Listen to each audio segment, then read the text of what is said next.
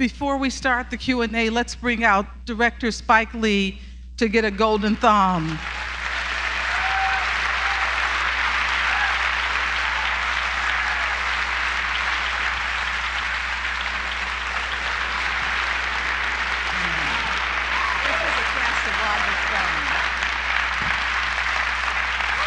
Thank you, thank you, thank you.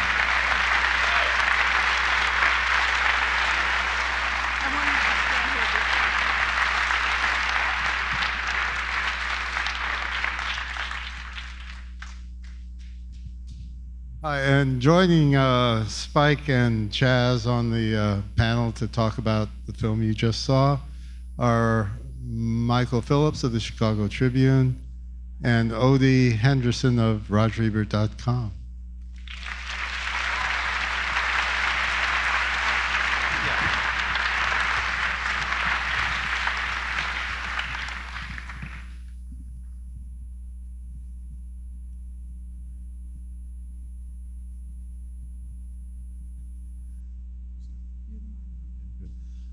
In the summer of 1989, a lot of people were going to Indiana Jones and the Last Crusade and Tim Burton's Batman. No, Do the Right Thing and Batman opened the same day. Same day. The Academy Award for the best film that year went to Driving Miss Daisy. A film that could be charitably described as the opposite of this one. Time sometimes tells. And there's a saying in basketball: ball don't lie. This, in many ways, does seem to. It was the film of that year, and it was. I think it's this and School Days, and She's Got to Have It Before It. Just simply announced that Spike Lee was here, and he's here tonight. And I'd like to first ask Spike,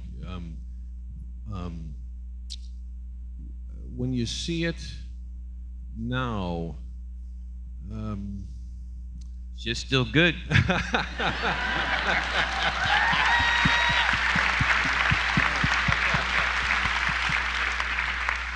Is there anything about it that sort of surprised you in a way that you hadn't something you hadn't seen in a while or seen before, or just sort of snuck up on you this time seeing it tonight here?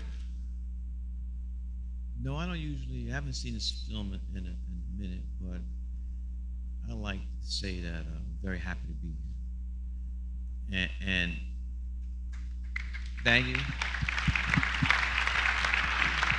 I know many of you could have stayed home and watched the Bulls win, but you were, and the Blackhawks too. But so you should be happy tonight. But thank you for coming out. And Roger Ebert was a champion of this film. You know, people don't remember when this film debuted. The world premiere of this film was in Cannes, which is going to be 25 years this coming Cannes. And there was a furor about this film. Many people, you can do the research and Google reviews, this film is going to cause riots. Black people can run amok. And another champion of the film was Tom Pollock, the president of Universal Pictures, who just went through the ringer with Last Temptation of Christ. He had death threats on that film. And they were telling, there was a lot of pressure on Mr. Pollock. If you have to release the film, at least release it in the winter, because you know how black people get in the summer. And because of reviews like that, a lot of white moviegoers refrained from seeing the film when it came out because the fear that was put out in the reviews. And your husband was there, the world premiere, Do the Right Thing, and Sex, Lies, and Videotape, the Soderbergh film, won the Palme d'Or. The Palme d'Or. And Roger was furious and wrote an article, "I'm never coming back to Cannes again." So I wrote him a letter say, forget that, come on back. So And we still have that. I think you also signed a poster and a letter. yeah, and at that, I mean, he was the one that was out front from the beginning because there was a really, I mean, people did not like the film, and Roger stood up and from the very beginning, so he championed the film from the get-go.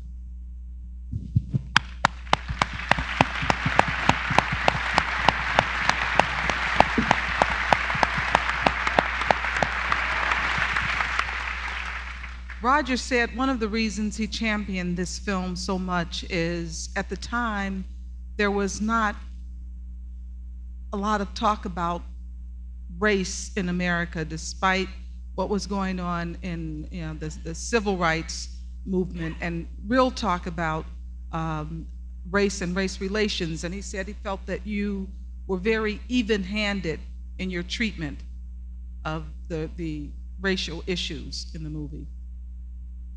True. I have to tell you why I have Odie Henderson up here on the panel. Odie, in December of this past year, wrote this beautiful article called Dynamite Under Every Seat. And he said, and I'll let you explain why you wrote the article and why you wrote about Do the Right Thing because of Fruitvale Station. I saw this movie, I was 19, and so Where'd you grow up? in Jersey City, New Jersey. Jersey So City? the whole, everything in New York, everybody that your characters yell out, I was familiar with all of those stories, the Eleanor Bumpers and everyone, and Howard Beach, and Yusuf Hawkins. and Yusuf Hawkins and all of them, Michael Stewart and all of them. And I was 19 and these reviews, and it seemed like war was being waged on people my age, black folks my age. We were going wilding, and when I read those reviews of Jack Kroll and Joe Klein and David Denby saying that I wasn't smart enough to know that this is a movie and I was going to go riot, it upset me. And why I wrote this piece was because a critic I won't name wrote a review of Fruitvale Station that said in so many words that Oscar Grant deserved to die, and that threw me, and it made me Like think Ray about all Raheem those. too, right?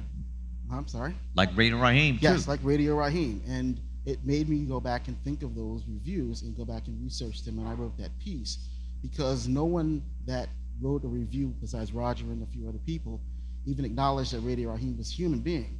You know, they didn't even acknowledge by name, or any one of them called him a fool and a blockhead, and they just didn't even acknowledge that a life had been taken. And I was really shaken by that review, and it made me think back about this. This is one of my favorite movies. I saw it at the right time for me as a youth growing up in the city, and it affected me. So I wrote that piece. It's a little more incendiary than I realized when I went back to read it, but I want to thank you. Got to give me a copy of it so I can read it. But I want to piggyback on what you said, because you could really tell the politics of the critics by how they reviewed the film. And the most telling criticism of the film was the critics were lamenting the destruction of white-owned property, and they never discussed the death of Ray Raheem at the hands of New York's finest, NYPD. So automatically tells you they equate white-owned property more value than they give to human life. And when you saw it right then and there, you knew where they were coming from. And that was in a lot of reviews of the film, where the lamenting of Sal's famous pizzeria being burnt to the ground, and no mention of all of the loss of life of Ray Raheem. One of the things that I remember when I seen the film, and I remember it was in the newspapers, it was in the radio, that there was going to be a riot because of the film, and that just like you said, to show it in the summer, and if you show it in the inner cities, that people would riot. And your comment about not having the intelligence to know that something was a movie. I mean, for me, that was that was David Denby, Joe Klein, Jack Crow's no longer here. They all said basically that the black movie going audience was dumb and ignorant, and they could not tell a difference between what was on the screen, and they will enact. Because Spike Lee not only directed the film, but he was the one throwing a garbage can through the window. And so young black kids were trying to do what Mookie / Spike Lee did, and it's just insane. Even today, it's still insane. And the Malcolm X quote being last, that was another thing that I remember. The order of the two quotes that you have at the end of the movie, that the Malcolm X quote was last, that was your coded message to us that we should riot. And just for the record. Oh, yeah, I remember. I forgot that one. Yeah, and just for the record, our audience did not riot, and I saw this at the rowdiest hood theater in the universe, the State Theater in Jersey City, which is no longer there because it collapsed. That's how decrepit it was by the time I got around to it.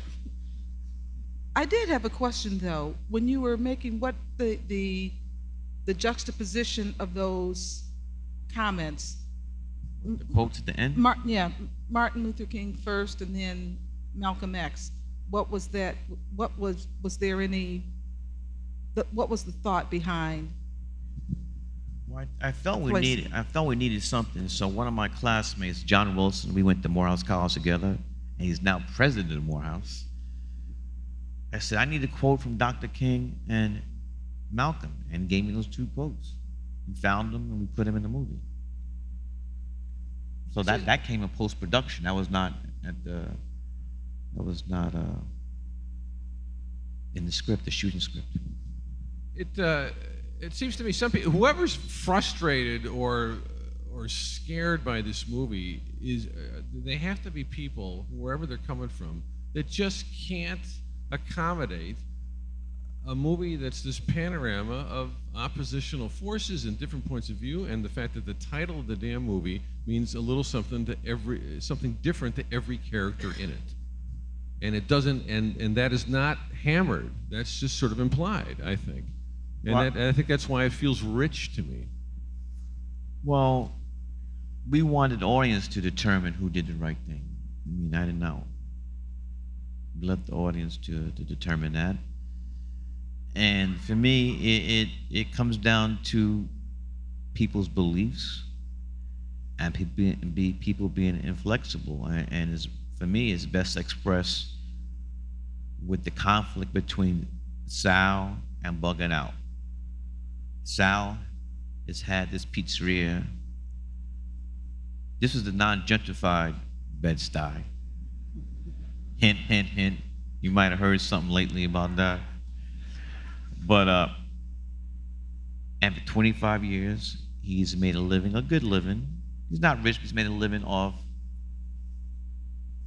black and Puerto Rican consumers who frequent his pizzeria.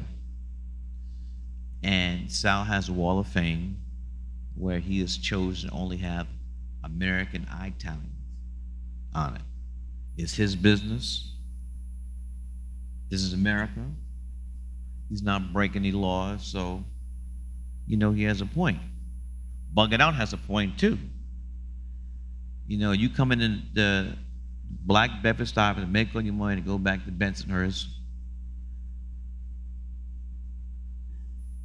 and you maybe should have some respect for your consumers. And would it kill you to put a brother or sister up on the wall? And they're at conflict, and the whole basis of the film really is it takes place in the hottest day of the summer. And New York City, after 95 degrees, the murder rate goes up. I mean, everything just escalates. There's too many people living on top of each other. It's too hot, it's too humid, and people lose it. So the whole premise is that as the day gets longer, things get hotter, and something that might have been just pushed aside is 95 degrees, and things just escalate. and it ends up into the burning of Sal's famous pizzeria, and also the loss of life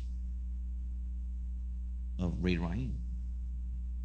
Now I know I can feel it. We got questions out there. So I wanted to, before we get to the questions, because I hadn't seen the movie for so long, I forgot that some of the actors who were in there, I knew that you had worked with John Turturro, and I've watched his career over the years. You introduced. That was the first film. Oh, that was his first. That was his Yes, first this is film. Rosie Perez's first film. I saw Martin Lawrence. Martin Lawrence's first film. Was that Giancarlo Esposito's? Giancarlo Esposito, you know from Breaking Bad. He played Bugging Out. Is it Robin Harris's too? Robin Harris's first film, the late great Robin Harris. Samuel L. Jackson played Mr. Love Daddy. The great Ozzie Davis, the mayor. The great Ruby Dee, his mother's sister. John Turturro's been in many of my films. Richard Edson. Frank Vincent from Scorsese's films. John Savage, who had the nerve to wear that Larry Bird jersey. And Stephen Bugging Out's fresh, new, pristine Jordans. See, we had the crystal ball in that film because we predicted gentrification way back in I wrote that script in '88. And we shot in '89, so we were 25 years ahead because Bed-Stuy, not just Bed-Stuy, Harlem, Fort Greene. You know, DC used to be called Chocolate City. Now it's a vanilla swirl. So, you know, gentrification is a big, big, big issue. But John Savage, his character, started it all with that Larry Bird jersey. Let's get to some questions here. All right, good. First up. We have a question in the balcony, a bit to your right. How you doing, Spike? How you doing? I'm Jaden. I just want to say, first off, thank you for making movies that really inspire people and challenge people. I think that's definitely lacking in movies made today. Thank you.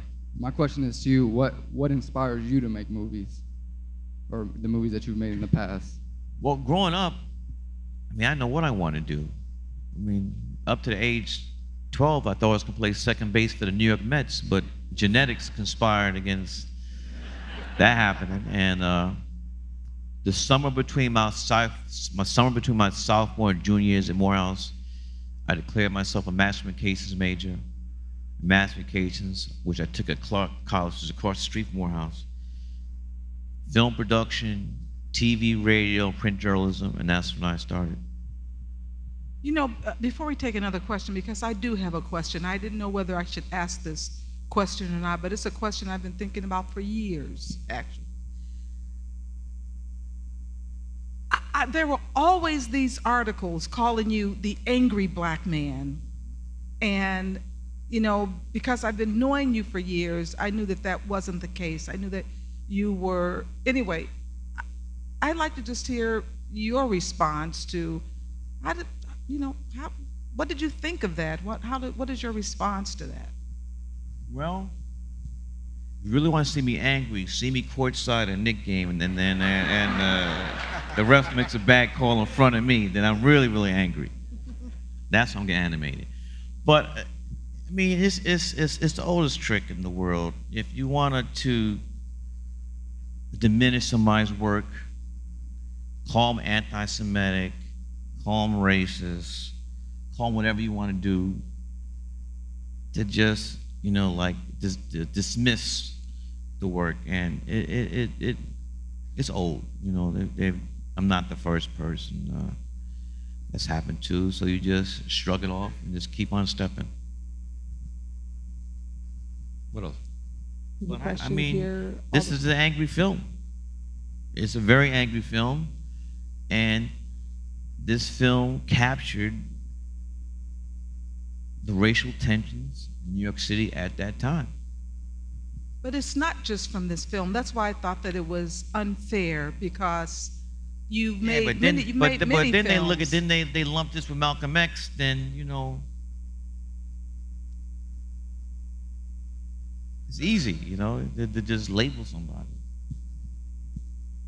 Your next question. You is know what? to- I have to ask you one other question. These are It's your things, I mean, festival. I You do what you want to do.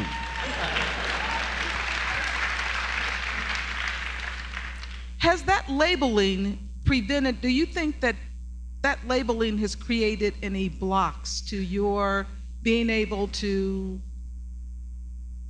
make certain movies or work with anyone or raise money for movies, or has it presented an obstacle for you? No, I think it has, but it hasn't stopped me from doing what I want to do. But I think that, you know, it's like affected a certain audience who thinks that, you know, I'm not going to see Spike Lee's film, he's racist. So that's that. They just white, you know, they miss out on good films because I'm a racist.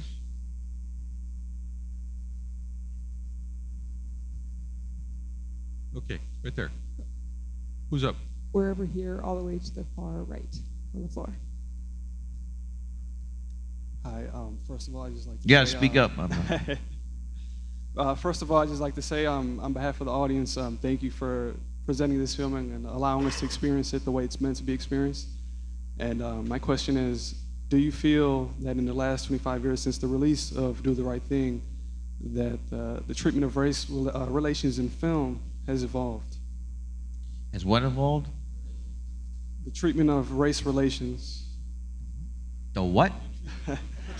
Oh. How race relations are portrayed in film. I mean, I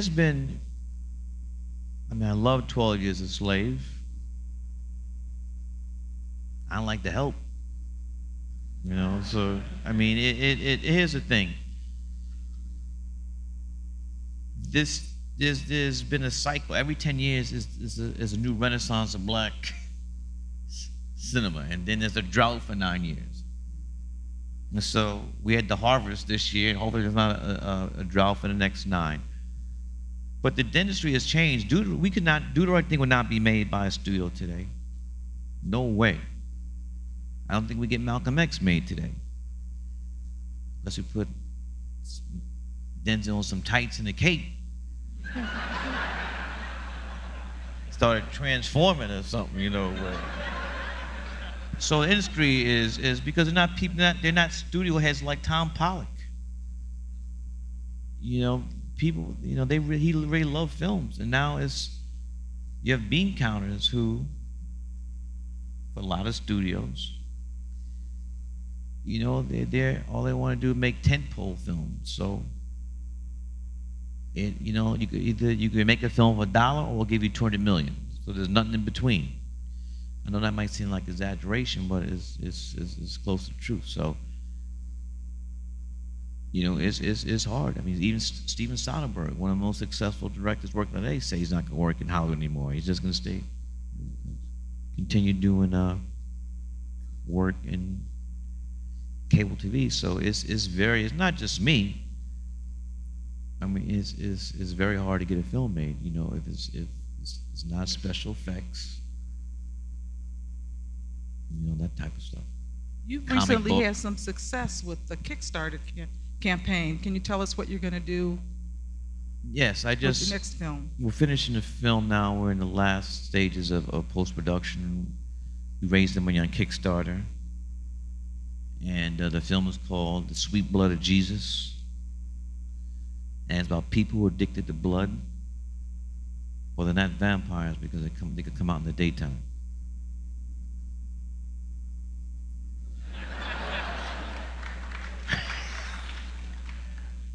Would you have? That's the reaction you always get. So you know. Would you have foreseen anything like Kickstarter 5-10 years ago? No, but the principles of Kickstarter I've been doing. I mean, that's how we raise the money. She's gonna have it. So everything's changed with social media and the technology. But if she's gonna have it, you know, there was no such thing as an email or all other stuff. So I had to write letters and postcards and call people up on the phone to get money. Not use the technology we have today. Here we are, right directly in front of you. Great. Spike, a longtime fan. The first thing I Thank was you. going to do was give you an update of the Knicks game score, but I didn't see any. I don't know. I was going to ask you. My question was going to ask you how we fix the Knicks. Are you a Cubs fan? No, I'm not from here. Because I don't want to say 1908. No. Spike, I'm from Oregon. My Blazers are doing just fine. Thank you very much. My question for you is actually, I want to get back to filmmaking, is you always do a great job of getting wonderful performances. And I'm wondering how you work with an actor. Also, how do you work with, in terms of yourself? How do you direct yourself or get feedback? Well, the films I was in, the DP was my great friend Ernest Dickerson. We were classmates together. Give Ernest. Ernest and I were classmates at NYU Graduate Film School. Ang Lee was our classmate too. Ernest shot all my films, and so when I was in front of the camera, he would direct. And as far as working with actors, you try to get the best actors you can get. And look at the cast that I named before. I mean, that cast is amazing. And you try to work with the best people. It's really not that hard. Ruth Carter was amazing with her costumes. Ruth went on to get two Academy Award nominations for Malcolm X and Amistad.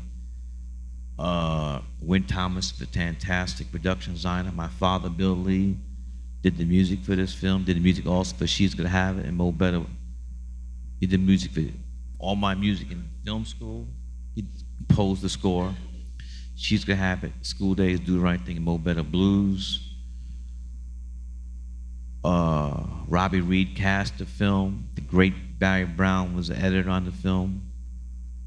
And many of these people I'm still working with today.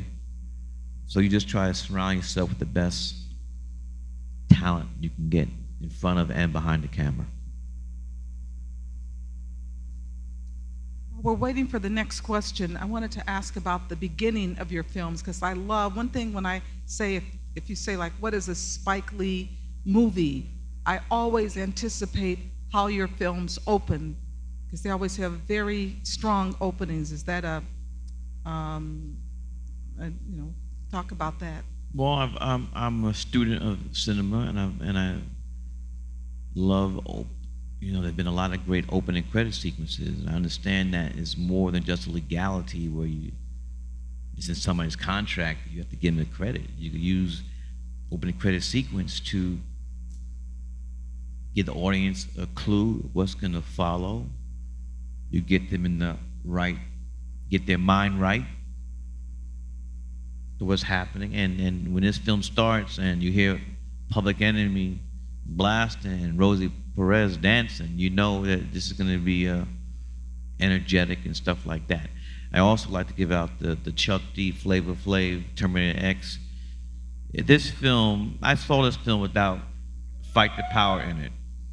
If you take Fight the Power out of this film, it's not the same film. So I like to add, this was not the first submission Chuck gave me, and so the first one really wasn't hitting, and then we were able to show him a rough cut of the film, and then he came back with Fight the Power. And this Fight the Power, I mean, it appears in the film like 19 times. Every time Ray Raheem shows up, that's blasting.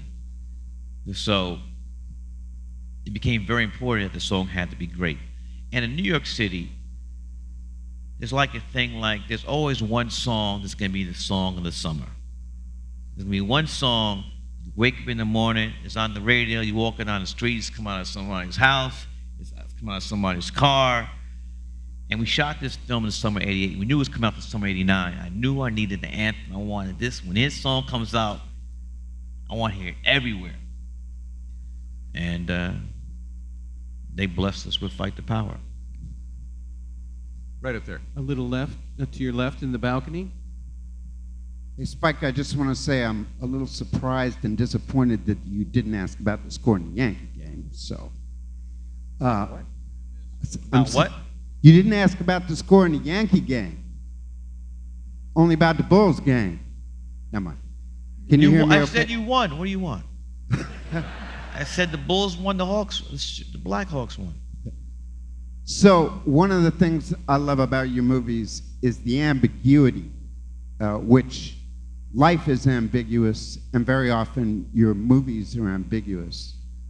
And as you were saying earlier, as Radio Rahim is stuck in his position and Sal is stuck in his, everybody in the movie is stuck in their position. So if there was a quality that you think about that could help us move forward from being stuck in our own positions. All right, let me answer that question right now. What you just said was one of the major criticisms of the film. This film was not good because Spike Lee did not provide the answer to racism or prejudice at the end of the movie. So I know the answer then, and I know the answer now. You know, is the film was made to provoke, to bring awareness to people who thought that everything was okay. The film was made to provoke discussion. And then once people talk, maybe we could arrive at something. But in no way, shape, or form, I think that, you know, in fact, this film was supposed to be made at Paramount Pictures. And right before we would start doing the film, they wanted me to change, and then they wanted Mookie and Sal to hug at the end. And wasn't going for that. And we made the film at Universal. Tom Pollack said, Spike, do the film you want, but it can't be a nickel over the budget. And we said, fine. And we left to make this film. We shot this film on one block in Bedford-Stuyvesant.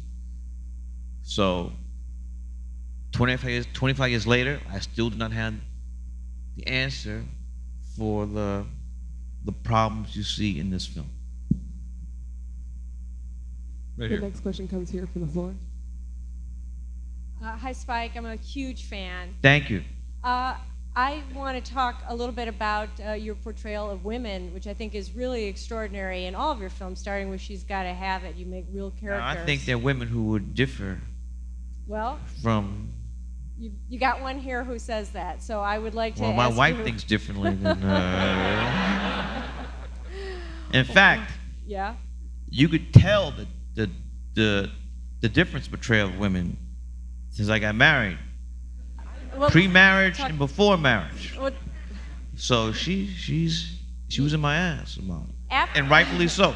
After marriage, I guess there are no women that have 3 boyfriends at the same time. Is that right? So.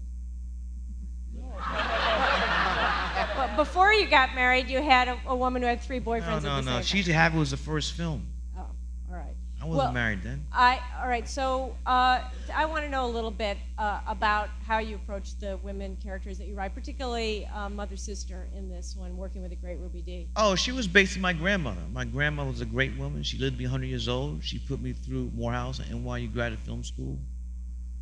Not because she's rich. She just saved the Social Security check for 50 years for her grandchildren's education. I was the first grandchild to have first dibs. And it was based on my grandmother. Right there. Yes. Hi. I saw this movie when I was like 12 years old, and I wrote about it in my journal about how like I was gonna. You must have snuck into the movie No, theater. Because it's R-rated. No, my mom liked us to see a lot of movies, so I just. Oh, I so your had, mother took you to see this? Yeah. Yeah. She covered my eyes during the breasts. That was the only part. So, but during a person getting choked to death, I could watch that. She just didn't want me to see the boobs. Thank God for the left nipple. It's true. So I loved it, and I wrote in my diary about how it changed my life still. So, and it's true. But I hadn't realized how theatrical it was, like the monologues, and I haven't seen it in a long time. And I was wondering, like, was that a conscious choice to add theatrical elements to it? Because I could see this on Broadway. Like. Yeah, we're thinking about bringing it to Broadway. Seriously. But we like to mix stuff up, and so people, actors are breaking the wall and that type of stuff. But I think it'll make a good, hopefully a great adaptation to the stage. But we've talked about it. I have a question, if you don't Yes. mind. During the riot, oh sorry, during the riot, when everyone comes into Robin Harris and they go to the Korean store and the Korean guy says, I'm black, and he's swinging the broom. In the autobiography of Malcolm X talks about a riot where the only store that didn't get touched during it was the Korean store, because the Korean gentleman put a sign in the store that said, "Me colored too." Was that an inspiration for that scene? Did you? No, but it's usual. I mean, they did it, when they riot in L.A., the Rodney King in Detroit, they put black owned in the store windows and stuff like that. So I don't remember. I've read the autobiography many times, but I don't remember that incident. Right here. In the front. Hey, Spike, thanks for being here. How you doing? Yeah, fine. How are you? Good. Good. Thanks for being here. I have never seen this movie before tonight, and I think. Where you been? I know. But yeah, I 25 thank years God, to see this motherfucker. I thank God that I saw it for the first time here. Like Well, I'm this. happy you saw it, was on fantastic. I'm happy that you saw it projected. I know. The first time, not exactly. If I had on seen the it at iPhone. home on a tiny TV. That's criminal. Yeah. Criminal to watch a movie on the iPhone.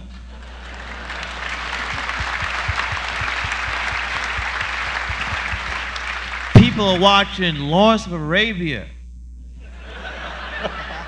That was on my iPhone. That was my favorite tweet of the entire Oscar season this year. Albert Brooks sends out something on a Monday. Hey, I saw Gravity over the weekend. Got it on my iPhone. Got to say, wasn't impressed. So, speaking on behalf of my fellow filmmakers, we worked too hard for the sound, for the cinematography, for everything, for film to be watched. Maybe TV, cable, but a movie. No, this is the way. Especially not the first time.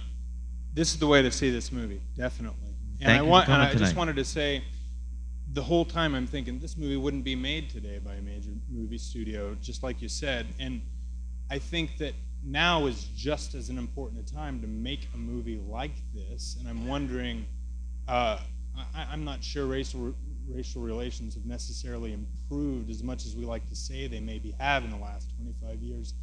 Any young directors you see out there that might make something as just visually and auditorily just kind of hit you in the face like this? I mean, there's a lot of young people coming up. I mean, that's why I teach. I've been teaching NYU, graduate film school 15 years. There's a lot of talent out there. It's just a matter of, you need money. There's a very expensive art form, and you need money. Who else? Up there. We have a question in the balcony. Hello. Hello, How you doing? Very good. Thank you for your potent works over the years. Thank you very much.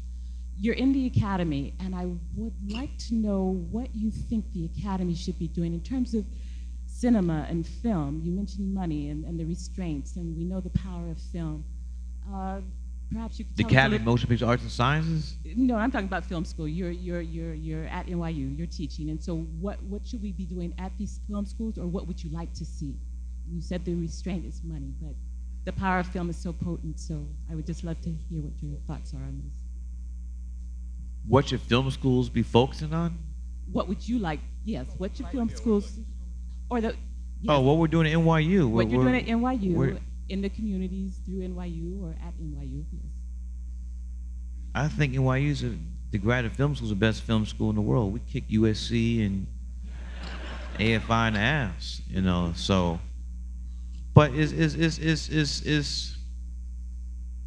you pick a film school like you do anything else. You look who the alumni are. So if you want to make big Hollywood films, who went there? Spielberg, Lucas, Zemeckis. Look at the physical plant of USC versus NYU. And we have nobody at NYU who's going to write a $250 check to the school. Who we got? Myself, Ang Lee, the Coen Brothers, Scorsese, Jim Jarmusch. That's a different type of film. Those different types of filmmakers. So if you want to make big, I'm not hating on it, but if you want to be a big time, studio filmmaker, you go to USC.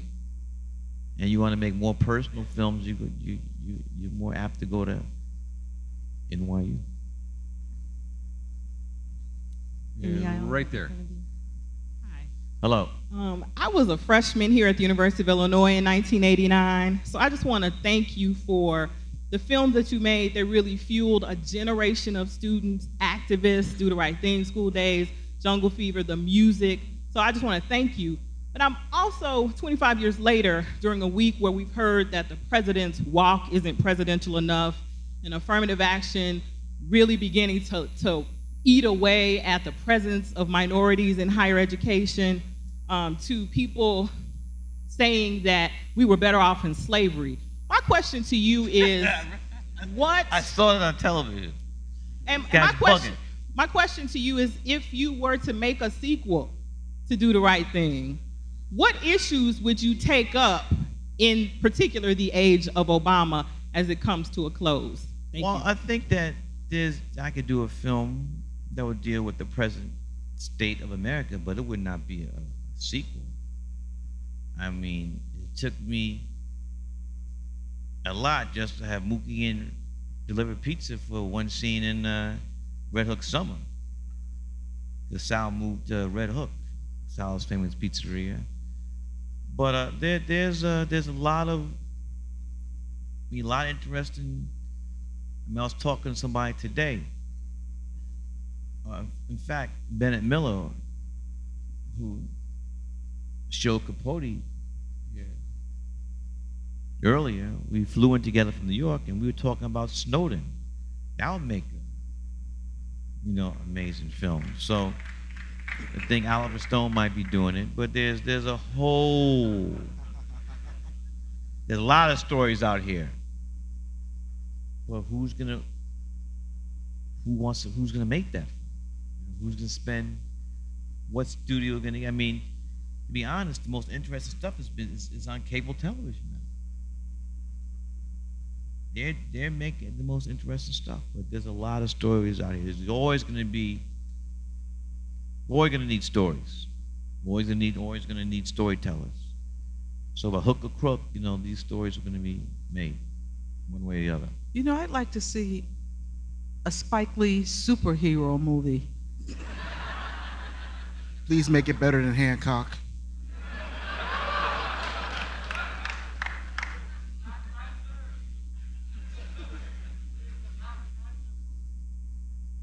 John Singleton's doing that. Well, I mean, I grew up reading Marvel comic books and not DC, but I don't know if that's really my, they got people do that better than me. It's not something I really want to do. Few more. Next question right here, down in front. Right down here. Right. Hi, Spike. Hello. I have two questions, and I think I was in Los Angeles in 1992, and I think if you were in Los Angeles at that time, it's hard to see this movie again. Of course, this movie came out in 1989 without thinking about the Los Angeles riots. So my questions to you would be, when you heard about the Los Angeles riots and saw what was happening, what did you think? And then my second question would be, were there any repercussions? Because you discussed how people were saying that if black people saw this movie, they would go out and riot. What was the second question? The second question would be, were there any repercussions? Because previously you had discussed how there were critics of the movie that were saying that this movie would cause people to riot. So I was wondering if anyone came back and said, well, look what happened. No, I said before, I think Do the Right Thing predicted gentrification. I think Do the Right Thing, predicted what happened with the Rodney King verdict. You know, funny story, not very funny, but the day we showed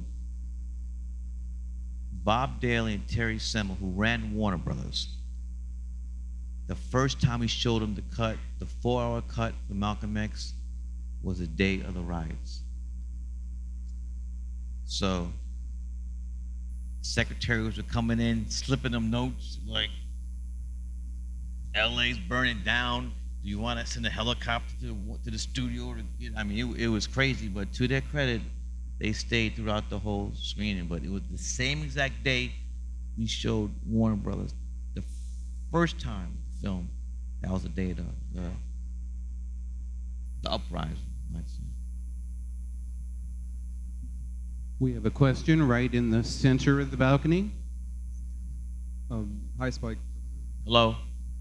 Hi, Spike. I was wondering, for other important subjects that have appeared in your films, in the 25th hour, the aftermath of the September 11th attacks play a heavy backdrop. And I was wondering, beyond creating discussion, if you have an opinion of the attacks you're willing to share in that film that you tried to portray. If we have any, I'm sorry, we're having trouble hearing that. We don't have monitors up here, so you gotta speak louder. Yep. You can ignore that last question. Getting back to gentrification in New York. I thought you were talking about 25th hour. Getting back, okay. Slowly. I was wondering, the 25th hour, the aftermath of the September 11th attacks play a pretty heavy backdrop in the movie. And I was wondering, with the portrayal of the aftermath of those attacks, if you have an opinion of September 11th you were trying to show in that film, beyond just creating discussion for the audience. Oh, the great David Benioff wrote this, you know, Games of Thrones? Well, same guy. He wrote the script for 20th Hour, but it was a novel first. And the novel was written pre-9/11. So when Edward and I decided to do the film, we said we have to make this post-9/11. We have to make New York City a character, a wounded New York City, a character in the film. So all that came in. We told David to do this. In fact, also, one of the scenes that most people remember from that film is the "fuck you" mirror scene.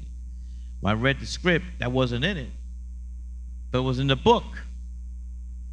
I said, you got to put that in the script. But all that, again, all that 9/11 stuff we put in because the novel was written before that. So when I got the script, and we told David, you got to write, New York City has to be a character in this. And it made sense to me. Barry Pepper worked on Wall Street. So it just made sense. You know, maybe he's a guy that doesn't want to take a cab, doesn't want to drive from Long Island. Maybe he's a guy that just wants to walk to work. So I told my production designer, you have to find a space that we can shoot that overlooks Ground Zero. So at that time, you couldn't even get anywhere near Ground Zero, but somehow my production designer lied, which you have to do making films, especially locations, so we were able to find this space. That whole area was quarantined. You couldn't even get in there. We were able to find a space, and that's one of my favorite scenes in the film, where the late great Philip Seymour Hoffman and Barry Pepper are talking against this window, and it's out of focus. But then when the scene ends, we rack focus, and they move out of the way.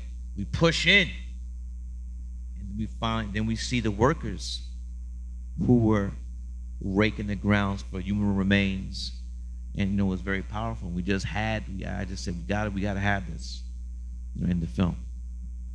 In the aisle in front of you here. Right there. Good, Spike. Hello. So I first saw Do the Right Thing in my 10th grade English class. And what's the name of the class? Dude, I can't even remember.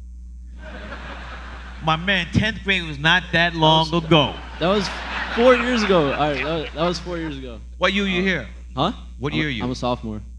Yeah. 10th grade was not that long ago. Isn't You were it? a sophomore. I can tell you the teacher's name, Miss Ivy.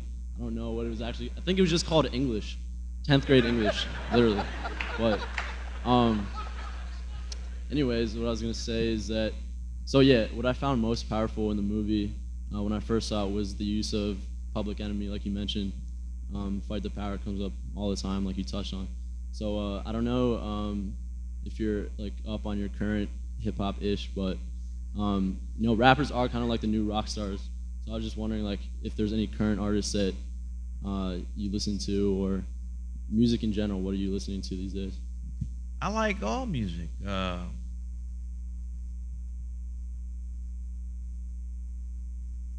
got an interesting story. I like all music.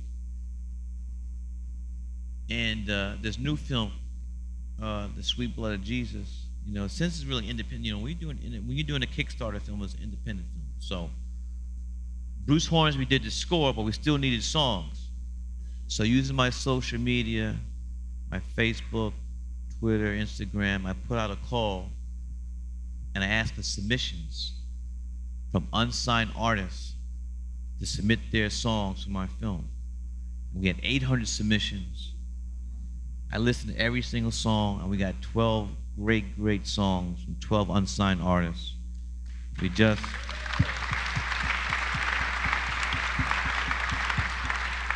And it looks like we'll get a record deal too, and hopefully some of those artists will be signed. So music, just looking at this film, music is very, very important in my films.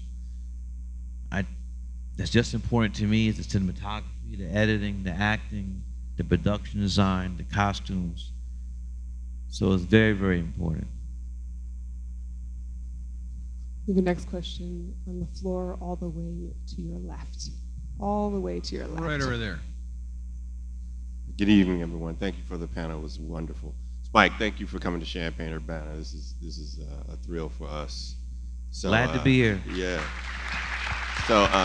So since we got you here, I really kind of want to ask a question that is a little bit broader than the film. The film was amazing for me, but Pharrell Williams just had an interview with Oprah Winfrey in which he talked about the new black, and his statements were concerning for me. And one of the things I've always appreciated about you as a celebrity is that you've always been willing to tell your truth and your honest opinion. So with the Belafonte, Jay-Z piece, and now Pharrell Williams coming out talking about the new black, I kind of wanted to know if you'd heard that and get your opinion on that. I don't know what Pharrell said. Yeah, so basically he said the new black doesn't worry about what other folks say about them. You know, basically he was saying that black folks before his generation complained too much, and the new black doesn't do that. And that concerns me because I think in his statement he is kind of saying that racism doesn't hold us back anymore. And I was wondering if you had any opinion on just that statement. No, Does racism still hold us back? I can't comment on that because I would have to see it.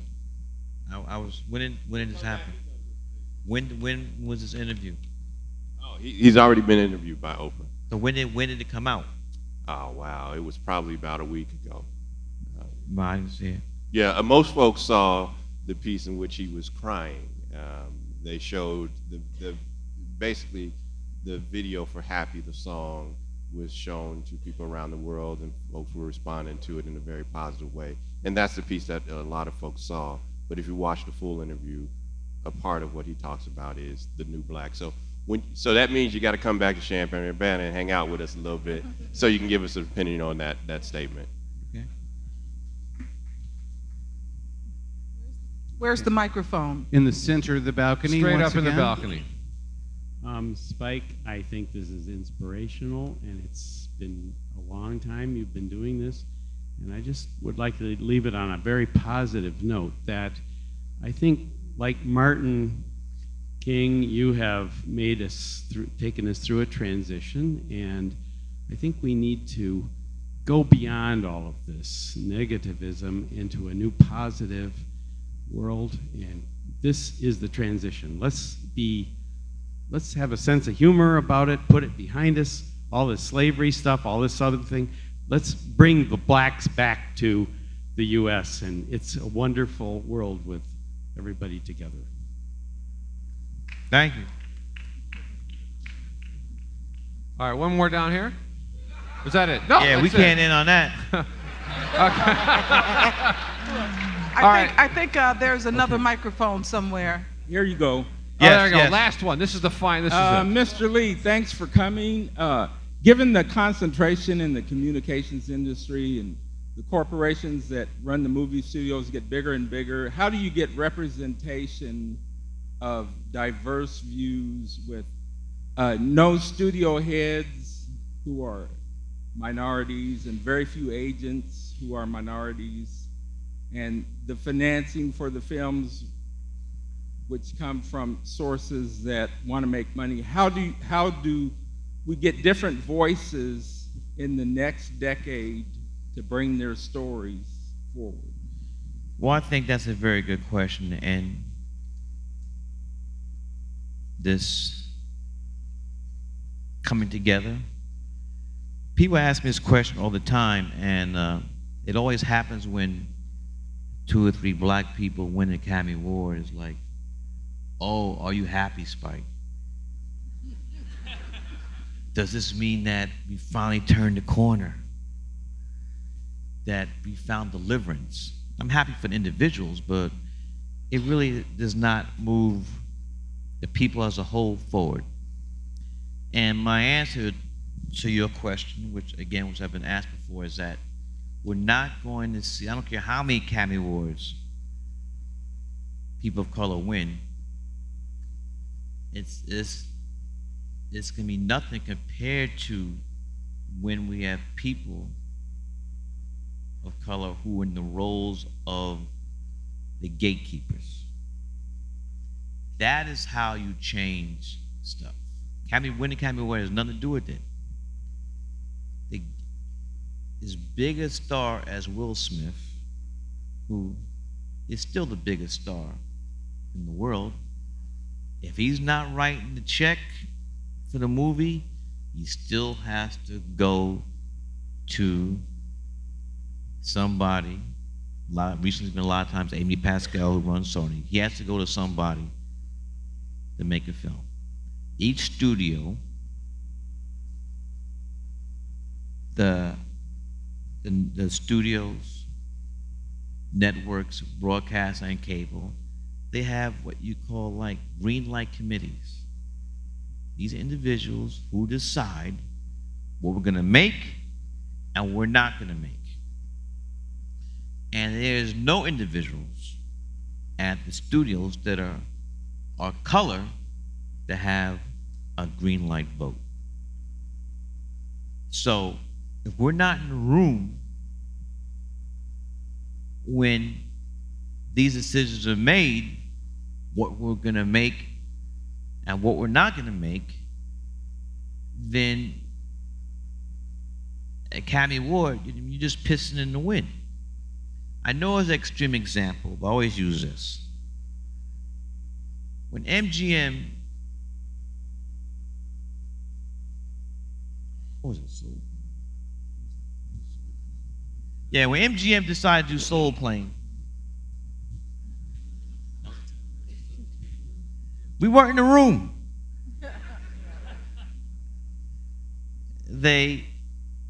I think they had these meetings quarterly, and so everybody has a vote. You had the budget, the script, who's in it, and they do their projections. They have it down to a science, how much we got to spend for P&A, print and advertise, how much we're going to make. And so when the film was discussed, we weren't in the room. A black-owned airline, day glow paint. The wheels have spinners on them. The plane has hydraulics, so it goes up and down the runway. Yes, you didn't see that film? I didn't see it either, but the pilot was high. We got a strip pole in the film. serve fried chicken and malt liquor. Snoop Dogg's the pilot. We weren't in the room to say, hell, motherfucker, no, I'm the... weren't in the room. So when we start to move in those gatekeeping positions, that's when you'll see dramatic change in the content, who's in front and behind the camera. Other than that, then it's not going to really change. My opinion. And then, this is something that a lot of American businesses have to really start to get a hold of. Because if not, they're going to be out of business. The United States Census Bureau, it's not me, not Spike Lee. The United States Census Bureau said that white Americans will be a minority in this country as early as 2035, I think. Don't quote me on that. Some states, they already are the minority. So if I'm a business person and I want to stay in business, I got to take note of that, because your consumers change. And even if you don't think it's for the right reason, for business purposes, you have to look at that. So the people you hire maybe should reflect this new Americana, how you market to people. So this whole thing has to change. And I'm not trying to send an alarm like white America's in peril. Like there's gonna be a revolution. It's nothing like that. But this is not Ozzie and Harriet and Opie anymore. This is not Eisenhower or who, this country's changed. And I think it's for the better. I mean, I think diversity is great. And I think that should be reflected in business and in everything. And I think that's what makes this country a great country. To be a greater country, we do more. But I think we should embrace diversity and try to think that, someone's trying to take over. That's my opinion. So thank you tonight. Thank you for coming out tonight. Thank you. Thank you very much. Thank you. Thank you.